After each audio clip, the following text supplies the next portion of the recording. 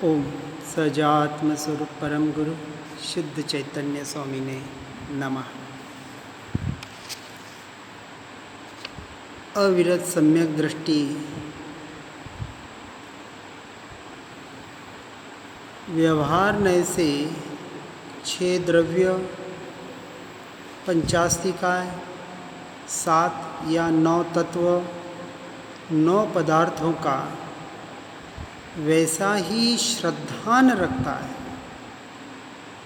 श्रद्धान अर्थात सदैव सद्गुरु सतशास्त्र का यथार्थ श्रद्धान कि जिनेन्द्र देव ने दिव्य ध्वनि में जो कहा था, जैसा गणधरों ने द्वादशांग में गुंदकर भव्य लोगों को बतलाया और जो भावलिंगी मुनियों के द्वारा हम तक पहुंचा, ऐसे व्यवहार निश्चय नय के द्वारा अपने शुद्ध आत्मा का स्वयं के स्वरूप का स्वभाव का दृढ़ श्रद्धान टंकोत्कीर्ण श्रद्धान कि जो व्यवहारी संसारी जीव अपने देह में, इस देह के नाम में जितनी उसकी एकत्व बुद्धि है, उससे जुड़े संसार में जितना ममत्व है, अर्थात संसारियों का, अज्ञानियों का परद्रव्य परभावों में जितना मैं मेरापना है, उतना का उतना मैं मेरापना सम्यक दृष्टि के अपनी आत्मा पर, अपने स्वयं पर होता है, पर में नहीं। इस अपेक्षा से वो सभी को भी सिद्ध समान ही देखता है, परंतु सभी से मुझे क्या प्रयोजन, इस तरह से सम्यक्त्व के भीतर यथार्थ भेद विज्ञान होता है निरंतर, हर क्रिया में, हर कार्य में, प्रतीति में, जिससे निज आत्मा को सर्व अन्य आत्माओं से व सर्व परद्रव्यों से भिन्न, अन्य, स्वतंत्र जानता और मानता है, उसी को निश्चय नय से परम समतारूप अविनाशी आत्मा प्रतीति रूप शुद्ध सम्यक दर्शन होता है। अपना कंपैरिजन करते रहना।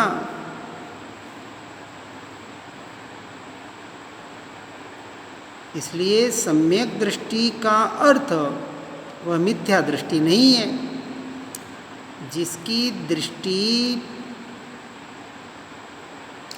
परद्रव्य परभावों से हटकर स्वद्रव्य स्वभाव पर टिकती है, तब वह स्वयं सिद्ध है कि वह कभी भी कुदेव, कुगुरु, कुशास्त्र का मानने वाला न होगा, न उसके 3 मिथ्या ज्ञान होंगे। अर्थात जो अपनी आत्मा को अपने आप में मैं मेरापना करता है, वह परद्रव्य परभावों में मैं मेरापना कैसे कर सकता है। व्यवहार की अपेक्षा से बोलने में भले आ जाए, लेकिन मान्यता में टंकोत्कीर्ण निर्णय हो चुका है कि यह मैं नहीं, मेरा नहीं।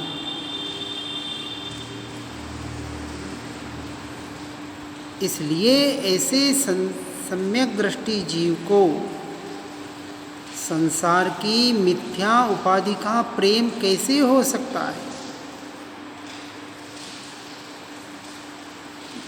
बाहर में प्रेम, ये शब्द ही राग है, प्रेम करो। इसलिए ऐसे सम्यक दृष्टि जीव संसार को असार व त्यागने योग्य समझ चुका है। वह धन कुटुंब आदि के संयोग को आसक्ति बुद्धि से नहीं चाहता। मजबूरी में रहना पड़े तो रहे, लेकिन जल्द से जल्द कब छूटूं ऐसे भीतर से झंखना होती है। हमारे भीतर ऐसे कुछ चल रहा है क्या? अपने भीतर झांक कर देखें। मात्र सुनने पढ़ने से काम नहीं होगा, संसार से छूटने की झंखना कितनी है। इस काजल की कोठड़ी से, जहाँ श्रीमद जी ने कहा पाँव रखने से पाप है, देखने से जहर है, ऐसा यह संसार, चारों तरफ से वार करने वाला परिवार, इसमें कितनी अरुचि है। अभी तो हम सारे काम रुचि से कर रहे हैं, भले ज्ञान करें कि चैतन्य करें। ये तो मात्र बुद्धि विलास का खेल चल रहा है। अपने आप को कुछ शैक्षम ज्ञान हो गया, बुद्धिमानी मान लेते हैं, हमारा तो बहुत अच्छा काम चल रहा है।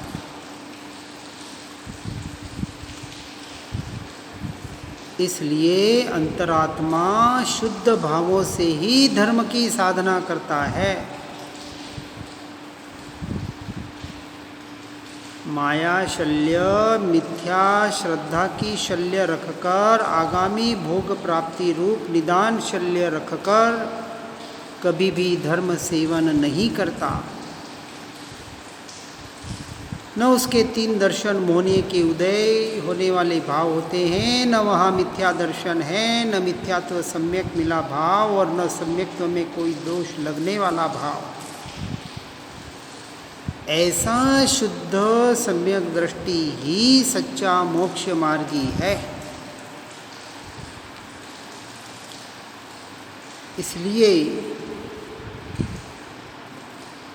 राग द्वेष से मलिन जो स्वयं मलिन है, वह दूसरों को शुद्ध करने में कारण कैसे बन सकता है। मैला गंदा पानी शुद्ध वस्त्रों को धो नहीं सकता। इसलिए जो शुद्ध होने का इच्छुक सम्यक दृष्टि है, वह संसार को बढ़ाने के कारणभूत कुदेव, कुगुरु, कुधर्म, इनसे तो हटता ही हटता है, परंतु संसार के प्रयोजनभूत अप्रयोजनभूत कार्यों से भी निरंतर हटने का प्रयास और पुरुषार्थ करता है। इसलिए श्रीमद जी भी कहते हैं कि हमें ऐसे असत्संग, असत प्रसंगों से,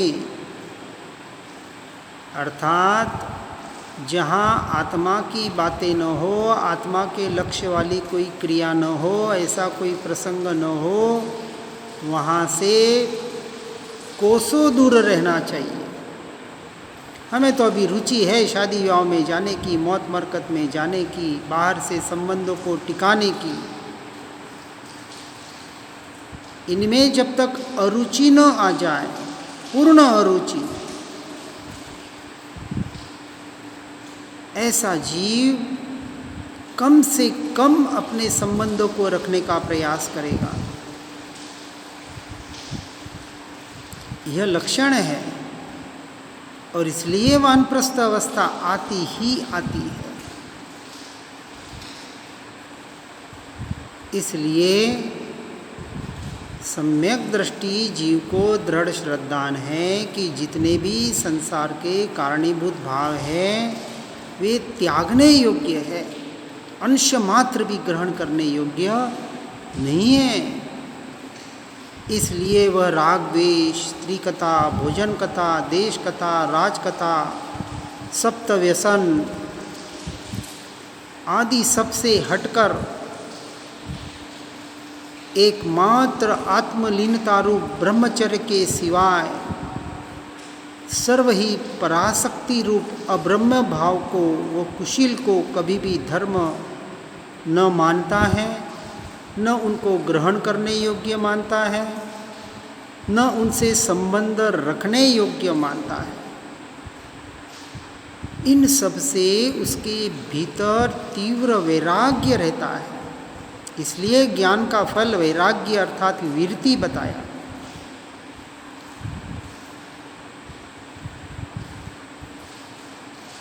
और ऐसा जीव विरति में आगे बढ़ते हुए प्रतिमा को धारण करते हुए अणुव्रतों का आधार लेकर, भले प्रतिमाएं धारण करे या न करे लेकिन उसका अभ्यास तो जरूर कर सकता है।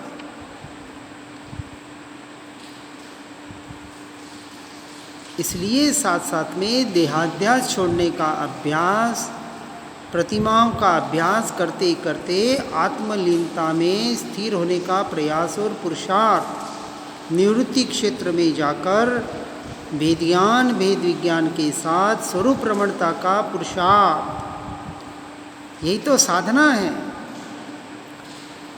साधक किसे कहा? मात्र सुनने पढ़ने वाला साधक नहीं है। जो साधना में रत है वह साधक है, वह मुमुक्षु है। मात्र मुमुक्षु समाज में जन्म ले लिया, मुमुक्षु पंथ एक पंथ चल गया, कहीं न कहीं वापस पंथवाद में हम अटक जाते हैं।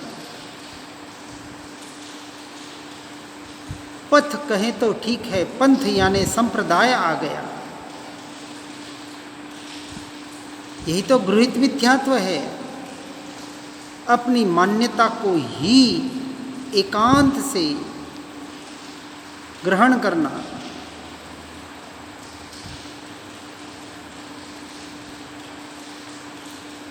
और ऐसा सम्यक दृष्टि जीव जब ध्यान मग्न होता है तब उसके शुद्ध भाव में इन सब अशुद्ध भावों का अंश मात्र भी झलकाव नहीं होता। कैसे हो सकता है? हो ही नहीं सकता,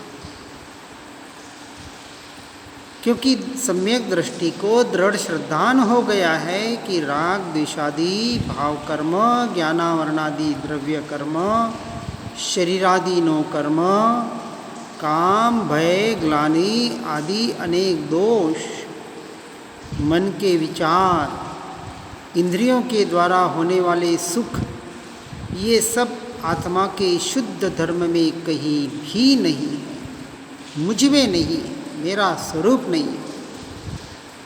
ये सब मोक्ष में बाधक है। ये सब संसार बढ़ाने वाले बंध के कारण है। ऐसा जानकर मानकर इन सबको त्यागने योग्य समझता है, मात्र समझता नहीं, वक्त आते ही त्याग देता है, वहाँ से हट जाता है, दूर हो जाता है।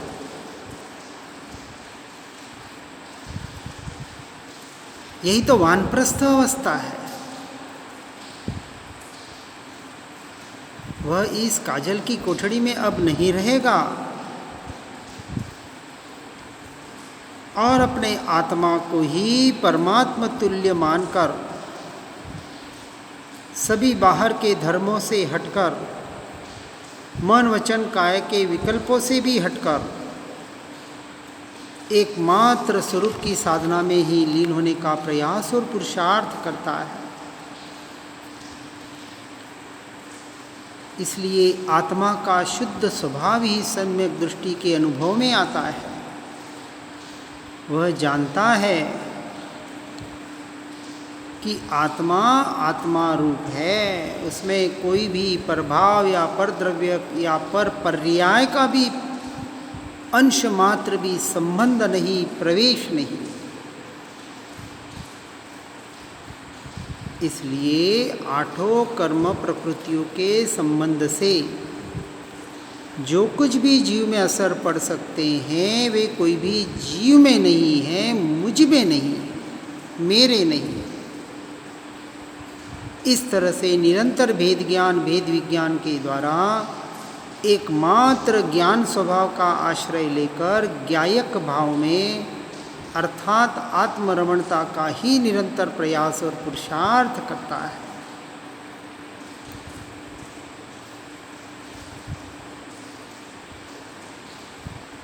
ऐसा ही शुद्ध आत्मा सम्यक दृष्टि के अनुभव में आता है। निरंतर शुद्ध शुद्ध शुद्ध शुद्ध के लक्ष्य से